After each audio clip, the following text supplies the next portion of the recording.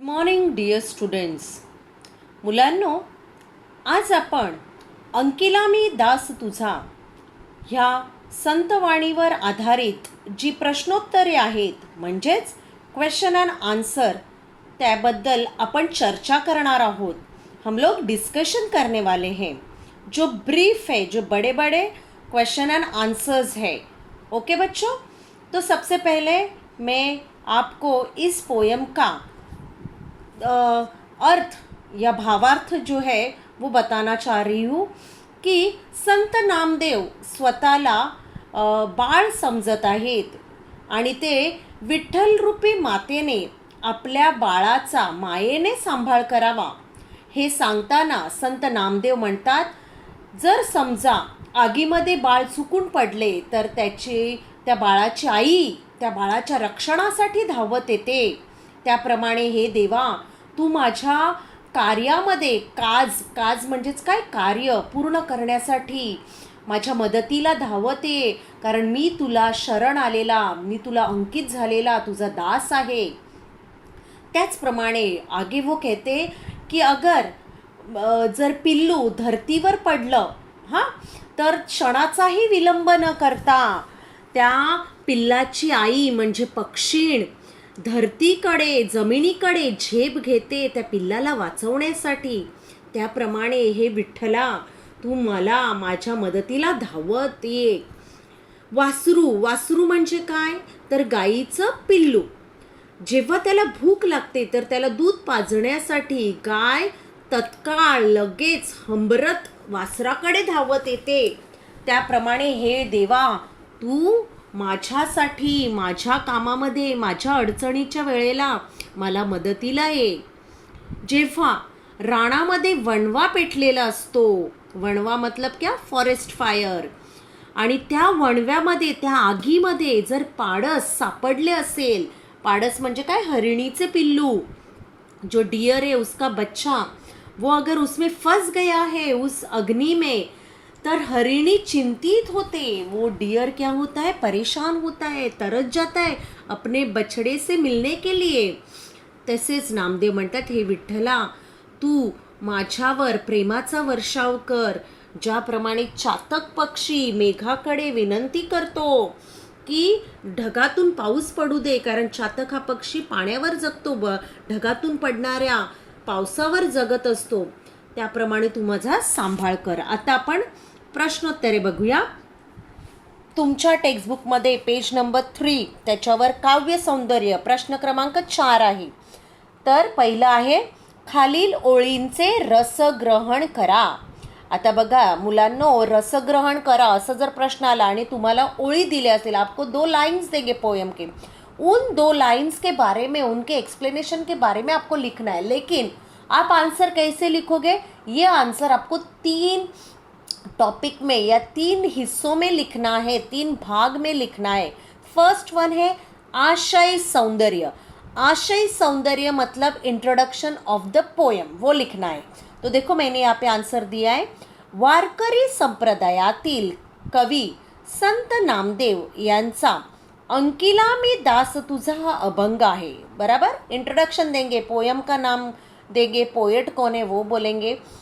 मायेची नित्य पखरण देवाने आपल्यावर करावी हा आशय या कवितेतून विविध उदाहरणातून व्यक्त होतो की मायेची, प्रेमाची आपल्यावर नित्य पखरण करावी, आपल्यावर प्रेम पसरवावं, नेहमी करावं असं संत नामदेव सांगत आहेत. हा झाला आशय सौंदर्य. पुढे लिहायचं काव्य सौंदर्य. तर प्रस्तुत 2 काव्य सौंदर्य में क्या लिखना है बच्चों, जो आपको लाइन्स दिए उन लाइन्स का एक्सप्लेनेशन, त्यांचं स्पष्टीकरण तुम्हाला लिहायचं आहे, त्यांचा भावार्थ अर्थ लिहायचा आहे, आपको लिखना है.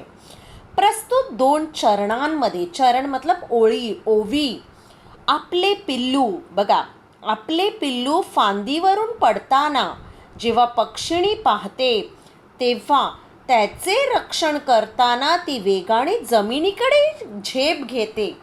शेप नाही आहे मुलांनो, स्पेलिंग मिस्टेक आहे, झेप. पिल्लाला वाचवते.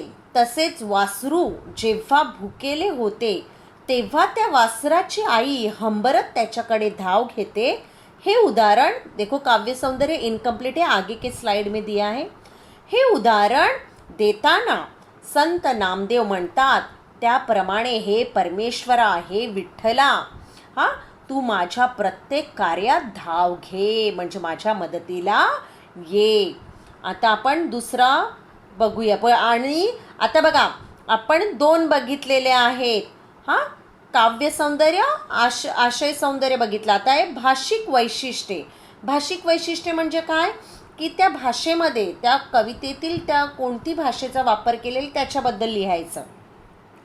आपल्या नित्याच्या जीवनातील उदाहरणांनी नामदेवांनी साध्या समर्पक भाषेच्या रचनेतून आपला करुण रस व्यक्त केला आहे. साध्या मतलब सिंपल लैंग्वेज है, समर्पक मतलब योग्य, सुटेबल लैंग्वेज में उन्होंने करुण रस व्यक्त किया है. पुढे जाऊया आपण. दुसरा प्रश्न आहे, आई, प्राणी, पक्षी यांच्या मातृप्रेमाचे, मातृ म्हणजे आईचं प्रेम, ओके, कवितेतून व्यक्त झालेले वर्णन तुमच्या शब्दात सांगा. बघा, आपल्याला इथे आईचं प्रेम, प्राण्याचं प्रेम आणि पक्षाचं प्रेम हे आपण बघितलं की नाही उदाहरणातून. बघूया याचं उत्तर. आई म्हणजे देवाचं दुसरं रूप.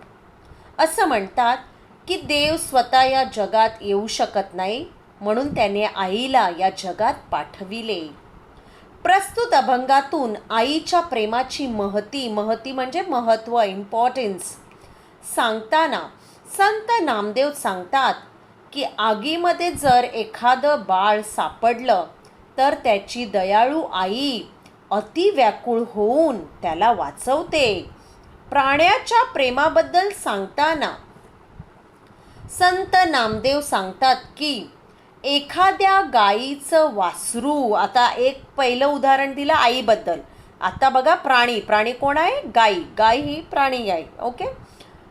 वासरू भुकेने व्याकुळ होऊन ओरडतं तर ती माता त्याच्यासाठी धावून जाते.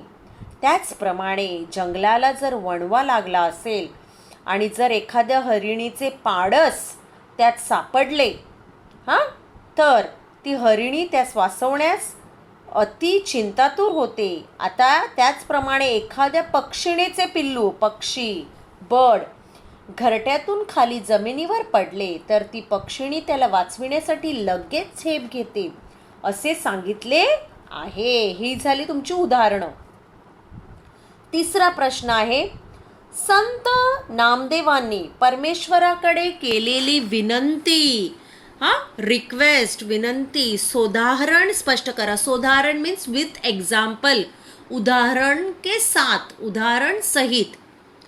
अंकिला मी दास तुझा या अभंगात संत नामदेवांनी आई बाळ, पक्षिण तिची पिल्ले, गाय वासरू, हरिणी तिचे पाडस अशा विविध उदाहरणांतून मातृप्रेमाचे वर्णन केले. बरोबर की नाही? विविध उदाहरणं, आईचं उदाहरण दिलंय, प्राण्याचं उदाहरण दिलंय, पक्षिणीचं दिलंय आणि प्राणी पण दिलेला आहे, हरिण आणि गाय.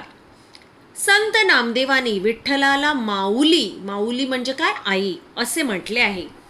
आईची माया जशी तिच्या बाळावर वर्षत असते तशी मायेची व प्रेमाची पाखर हे देवा तू माझ्यावर अविरत करावीस अशी विनंती संत नामदेव या अभंगात करतात. बघा काय सांगतात ते, की ज्याप्रमाणे आई आपल्या बाळावर माया करते, त्याचं मायेचा वर्षाव करते, मायेची व प्रेमाची पाखर करत असते, त्याप्रमाणे तू माझ्यावर अविरत म्हणजे नेहमी, सदैव माझ्यावर पाखर कर, प्रेम कर अशी विनवणी करताना विनंती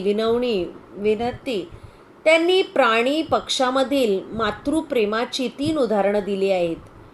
की झाडावरून अचानक धरतीवर, बघा मुलांना उत्तर तेच रिपीट झालेलं आहे. तुम्हाला एकदा हा अभंग समजला तर तुम्ही उत्तर तुमच्या भाषेमध्ये पण लिहू शकता मुलांनो. की झाडावरून अचानक धरतीवर पडलेलं पिल्लू जेव्हा पक्षीण पाहते तेव्हा ती त्याला वाचवण्यासाठी तत्परतेने, सवेच म्हणजे लगेच झेप घेते. वासराला भूक लागते व ते हंबरते. त्याची भूक तत्काळ जाणून गाय त्याला दूध पाजण्यासाठी हंबरत वासराकडे धाव घेते. रानात पेटलेल्या वणव्यात हरिणीचे पाडच सापडले तर हरिणी चिंतित होते, व्याकुळ होते. त्याप्रमाणे संत नामदेव विठ्ठलाला मातृप्रेमाचा वर्षाव करायला सांगतात. श्री विठ्ठलाने पाण्याने भरलेला ढग घेऊन चातकरूपी माझ्यावर मायेचा वर्षाव करावा अशी विनवणी संत नामदेव करतात. तर मुलांनो, ही जी प्रश्नोत्तरे आहेत ही तुम्हाला तुमच्या वहीमध्ये लिहायची आहेत. थँक्यू.